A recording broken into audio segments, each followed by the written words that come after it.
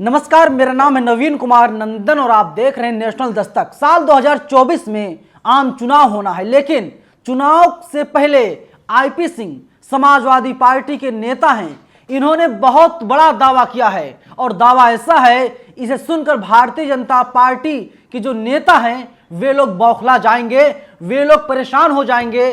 और अगर यही काम इंडिया गठबंधन करने जा रहा है तो जान लीजिए नरेंद्र मोदी की हार साल 2024 में तय है। आईपी सिंह लिखते हैं, इंडिया गठबंधन को बड़े बड़े राज्यों से 10 सीट, छोटे छोटे राज्यों से 5 सीटें अपनी बढ़ा लेनी है। बीजेपी 180 सीटों से नीचे चली जाएगी।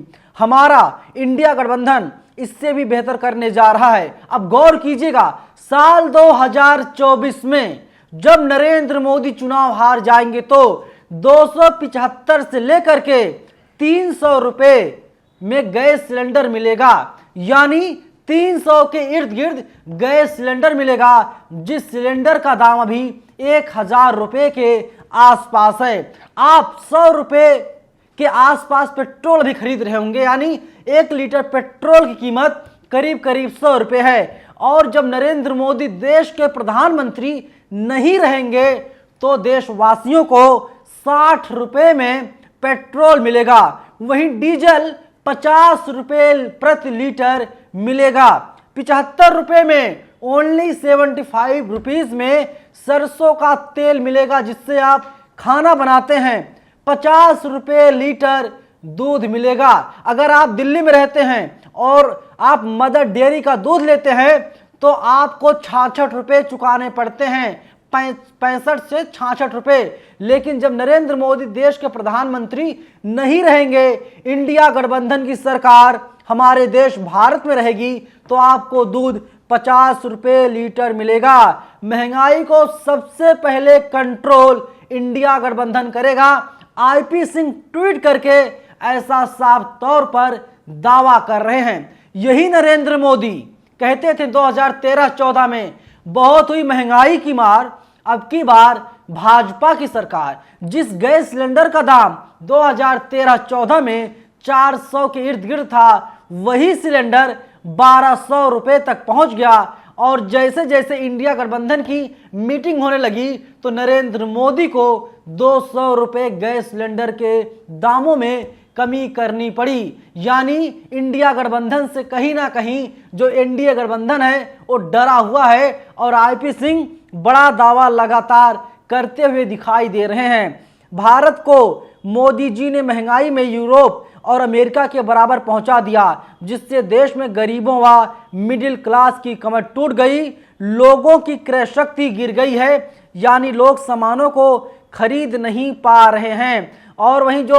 अब तमाम जगहों पर खबरें चल रही हैं, जो हमारे देश की मीडिया है, टीवी मीडिया है, ये लोग कह रहे हैं कि पाकिस्तान में पेट्रोल की कीमत 331 रुपये प्रति लीटर हो गई है। लेकिन अगर हम 331 पाकिस्तानी रुपयों को भारतीय रुपयों में कन्वर्ट करें तो 92 रुपये, यानी भारत में पेट्रोल के दाम ज़्यादा हैं तो वहीं पाकिस्तान में पेट्रोल के दाम कम हैं। मैं भी पेट्रोल डलवाने जाता हूं, आप भी पेट्रोल खरीदते होंगे, तो 100 रुपए के इर्द गिर्द पेट्रोल के दाम है। आप सोचिए भारत में कितनी महंगाई है। लेकिन इस देश का दुर्भाग्य साहब कि टीवी मीडिया वाले दिन भर नरेंद्र मोदी की तारीफ करते हैं, मोदी चालीसा करते हैं, आरएसएस का गुणगान करते हैं, नरेंद्र मोदी के चेहरे को चमकाते हैं और अपोजिशन के नेताओं को लगातार बदनाम किया जाता है। मैं आपको जानकारी के लिए बता दूं, जब से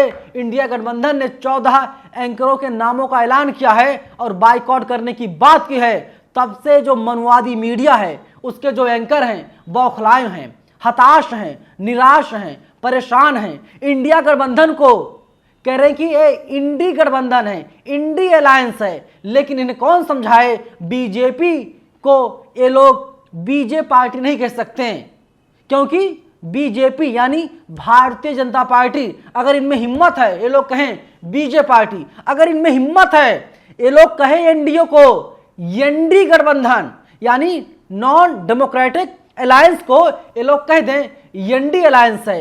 नहीं कह पाएंगे, डर नहीं है, क्योंकि डर इनको भी लगता है और इनको पता है कि साल 2024 में बड़ा बदलाव होने जा रहा है।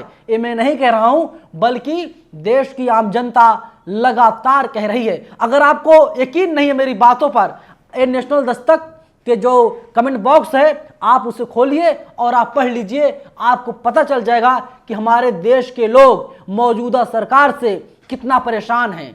लोग त्राहिमाम कर रहे हैं, लोग चिल्ला रहे हैं, लोग चीख रहे हैं, मोदी जी महंगाई से राहत कब मिलेगी, मोदी जी बहन बेटियों का सम्मान कब होगा, मोदी जी आप एक सिर के बदले 10 सिर कब लाएंगे। लेकिन सरकार इन सभी सवालों का जवाब नहीं देती, इन सभी सवालों पर सरकार खामोश हो जाती है। और जिस तरीके से आईपी सिंह ने दावा किया है, आप जान लीजिए, अगर इंडिया अलायंस खुले मंच से ऐसा ऐलान करती है तो नरेंद्र मोदी की हार लगभग तय मानी जाएगी, क्योंकि नरेंद्र मोदी महंगाई, बेरोजगारी, भूख, भ्रष्टाचार पर ही सत्ता में आए थे और लगातार महंगाई बढ़ती जा रही है, लोग बेरोजगार होते जा रहे हैं, भ्रष्टाचार अपनी चरम सीमा पर हैं, लोग चिल्ला रहे हैं, चीख रहे हैं।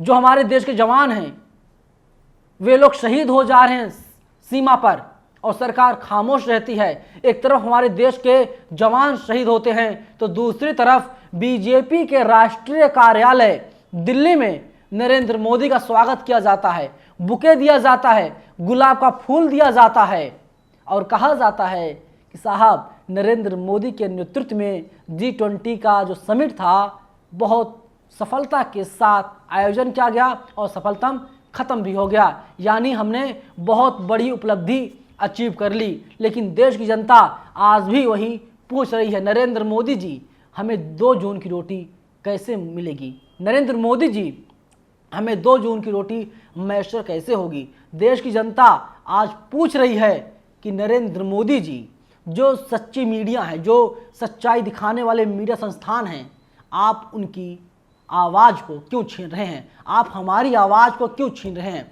तमाम बोलने वाले एक्टिविस्ट जेलों में हैं, सलाखों के पीछे हैं, उनके ऊपर कई तरह की गंभीर धाराएं लगाई गई हैं, लेकिन सरकार इस पर खामोश रहती है।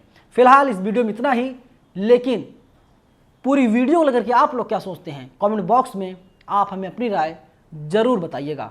धन्यवाद।